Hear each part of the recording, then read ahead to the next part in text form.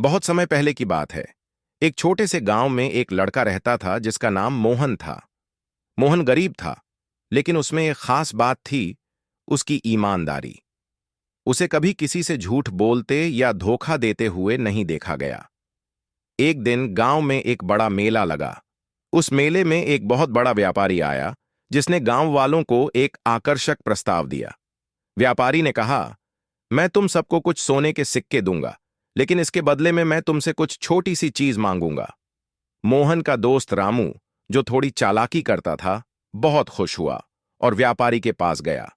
व्यापारी ने उसे एक थैली दी, जिसमें 100 सोने के सिक्के थे। रामू को देखकर व्यापारी मुस्कुराया और कहा, अगर तुम मुझे 10 सिक्के वापस कर दोगे, तो मैं तुम्हें और सोने के सिक्के दूंगा।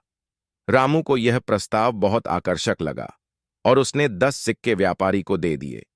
अगले ही पल व्यापारी ने उसे और सिक्के देने का वादा किया, लेकिन रामू ने देखा कि व्यापारी ने जितने सिक्के दिए थे, उन सभी में एक गड़बड़ी थी।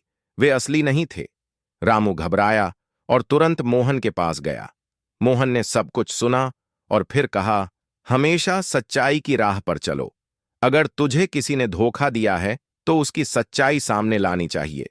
दोनों मिलकर व्यापारी के पास गए और उसे सच्चाई बताई। व्यापारी ने उन्हें धमकी दी, लेकिन मोहन ने डरते हुए भी सच बोलने का निश्चय किया। धीरे धीरे गांव वाले एकजुट हो गए और व्यापारी को उसकी धोखाधड़ी के लिए पकड़ लिया।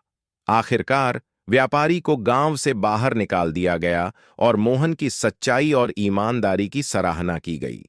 रामू ने भी सीखा कि गलत रास्ता कभी सही नहीं हो सकता। सीख, सच्चाई और ईमानदारी हमेशा विजयी होती है, चाहे कोई भी परिस्थिति हो। Please like, share, and subscribe to this channel for more interesting videos.